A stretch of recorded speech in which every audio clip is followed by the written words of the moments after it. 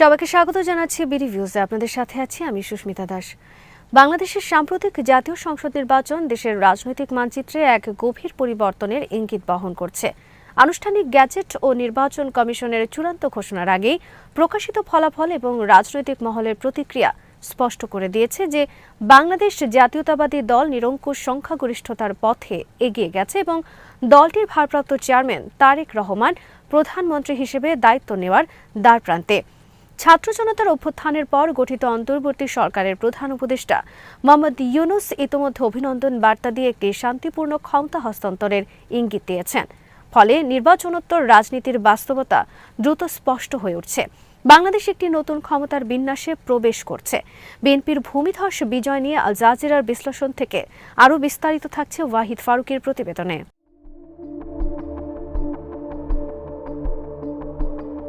এই নির্বাচনের ফল বিশ্লেষণ করতে গেলে প্রথমেই যে প্রশ্ন সামনে আসে তা হল বিএনপির বিপুল বিজয়ের পেছনে কোন সামাজিক রাজনৈতিক স্রোত কাজ করেছে।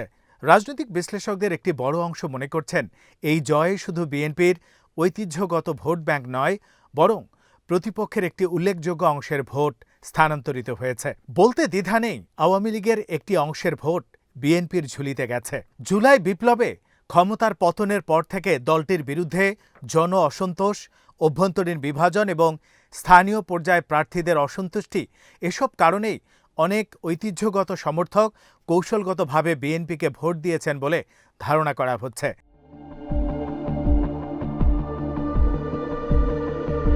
অন্যদিকে জামাতের দিকে আওয়ামী লীগের ভোটের স্থানান্তর তুলনামূলকভাবে সীমিত ছিল। অল্প সংখ্যক সমর্থক হয়তো কৌশলগত কারণে জামাতকে সমর্থন করেছেন, ফলে বিরোধী ভোটের বড় অংশ বিএনপির দিকেই কেন্দ্রীভূত হয়েছে।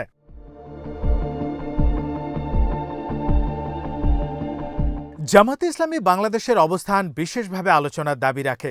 প্রকাশিত ফলাফলে দেখা গেছে ৫০টিরও বেশি আসনে জামাত প্রার্থী প্রায় ৫,০০০ ভোটের ব্যবধানে পরাজিত হয়েছে। এই পরিসংখ্যান নিছক পরাজয়ের গল্প নয়, বরং এটি সম্ভাবনার ইঙ্গিত। এত বিপুল সংখ্যক আসনে অল্প ব্যবধানে হার মানে দলটির সাংগঠনিক বিস্তার এবং ভোটার ভিত্তি উল্লেখযোগ্যভাবে প্রসারিত হয়েছে। অনেক বিশ্লেষক এটিকে জামাতের নীরব উত্থান হিসেবে দেখছেন। অতীতের তুলনায় দলটি যে বেশি সুসংগঠিত, স্থানীয় পর্যায়ে সক্রিয় এবং কৌশলগতভাবে প্রার্থী দিয়েছে তার প্রমাণ এই ঘনিষ্ঠ প্রতিদ্বন্দ্বিতা।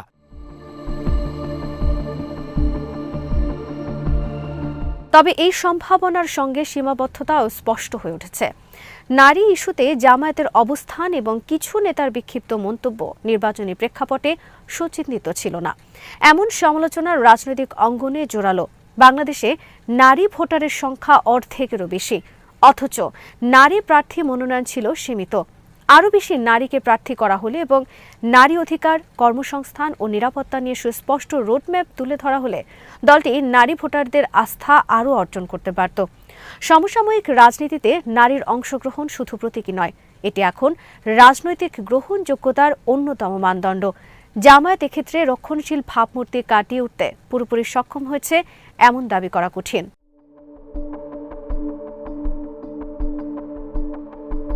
আরেকটি বড় ইস্যু ছিল মব ভায়োলেন্স বা গণপিটুনির ঘটনা। সাম্প্রতিক বছরগুলোতে বিভিন্ন স্থানে সংগঠিত এমন সহিংসতার ঘটনায় জনমনে উদ্বেগ তৈরি হয়েছে।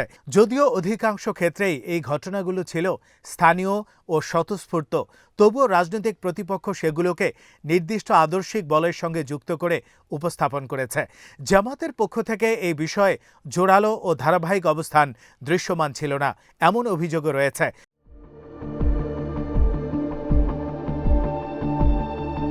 শক্ত ও সুস্পষ্ট নিন্দা, আইনের শাসনের পক্ষে স্পষ্ট বার্তা এবং দলীয় পর্যায়ে শৃঙ্খলা বিধির ঘোষণা দিলে হয়তো নেতিবাচক প্রচারণার প্রভাব কিছুটা প্রশমিত করা যেত। রাজনৈতিক প্রতিযোগিতায় ইমেজ একটি গুরুত্বপূর্ণ উপাদান। প্রতিপক্ষ যখন একটি ইস্যুকে দক্ষতার সঙ্গে ব্যবহার করে, তখন তার পাল্টা বয়ান তৈরি করতে না পারলে ক্ষতি অনিবার্য।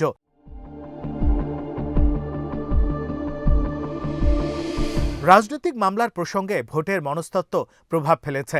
অনেক এলাকায় দেখা গেছে আওয়ামী লীগের নেতাকর্মীদের নামে দায়ের করা মামলার বাদী বিএনপির স্থানীয় নেতাকর্মীরা। ফলে সাধারণ আওয়ামী সমর্থকদের কাছে বিএনপি সরাসরি প্রতিপক্ষ হিসেবে চিহ্নিত হয়েছে। কিন্তু প্রচারণায় জামাতকে বড় হুমকি বা শত্রু হিসেবে তুলে ধরা হয়েছে। এই দ্বৈত বাস্তবতা জামাতের জন্য কৌশলগত বিভ্রান্তি তৈরি করেছে। যেসব নিরীহ আওয়ামী লীগ সমর্থক নিজেদের নিরাপত্তা বা সামাজিক অবস্থান নিয়ে শঙ্কিত ছিলেন, তারা জামাতের প্রতি আস্থা রাখতে পারেননি। জামাত যদি তাদের কাছে পৌঁছে একটি অন্তর্ভুক্তিমূলক বার্তা দিয়ে বলতো যে তারা প্রতিহিংসা রাজনীতিতে বিশ্বাসী নয়, তাহলে কিছু আসনে ফল হয়তো ভিন্ন হতে পারত।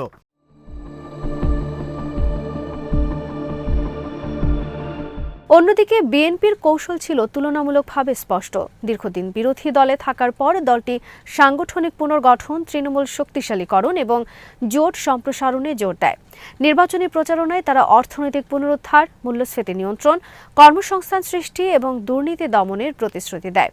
তরুণ ভোটারদের কাছে পৌঁছাতে ডিজিটাল প্রচারণা ও সামাজিক যোগাযোগ মাধ্যম ব্যবহার করা হয়।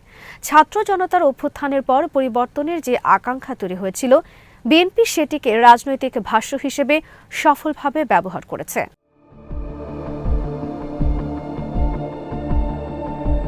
এই নির্বাচনের আরেকটি গুরুত্বপূর্ণ দিক হল ক্ষমতা হস্তান্তরের সাংবিধানিক প্রক্রিয়া। ডক্টর মোহাম্মদ ইউনূসের নেতৃত্বে অন্তর্বর্তী সরকার যে প্রতিশ্রুতি দিয়েছিল অবাধ ও সুষ্ঠু নির্বাচনের, তা অনেকাংশে বাস্তবায়িত হয়েছে বলে আন্তর্জাতিক মহলের প্রাথমিক প্রতিক্রিয়ায় দেখা যাচ্ছে। ইউনূসের অভিনন্দন বার্তা রাজনৈতিক স্থিতিশীলতার একটি বার্তা বহন করে। দীর্ঘ অস্থিরতার পর শান্তিপূর্ণ রূপান্তর দেশের গণতান্ত্রিক ধারাবাহিকতাকে পুনঃপ্রতিষ্ঠিত করতে পারে।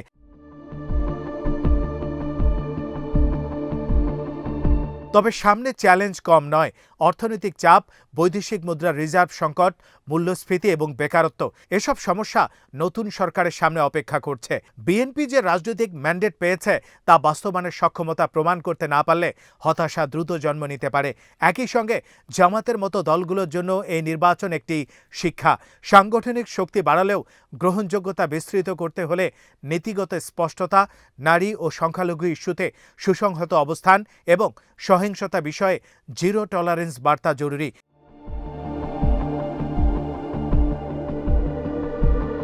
সব মিলিয়ে নির্বাচন কেবল ক্ষমতার পালাবদল নয়, এটি রাজনৈতিক সংস্কৃতির রূপান্তরের এক সন্ধিক্ষণ। বিএনপির বিজয়, জামাতের সীমিত কিন্তু তাৎপর্যপূর্ণ অগ্রগতি, আওয়ামী লীগের ভোট ভিত্তির আংশিক সরে আসা, সব মিলিয়ে একটি নতুন ভারসাম্য তৈরি হয়েছে। এখন প্রশ্ন একটাই, এই ভারসাম্য কি স্থিতিশীলতা ও অন্তর্ভুক্তির পথে দেশকে এগিয়ে নেবে, নাকি পুরনো বিভাজন নতুন রূপে ফিরে আসবে? উত্তর নির্ভর করছে নতুন সরকারের প্রথম পদক্ষেপ, বিরোধী দলের আত্মসমালোচনা এবং রাজনৈতিক সংস্কৃতির পরিপক্কতার উপর। বাংলাদেশের জনগণ পরিবর্তনের পক্ষে রায় দিয়েছে। এখন সেই পরিবর্তন কতটা ইতিবাচক হবে সেটি সময় বলে দেবে।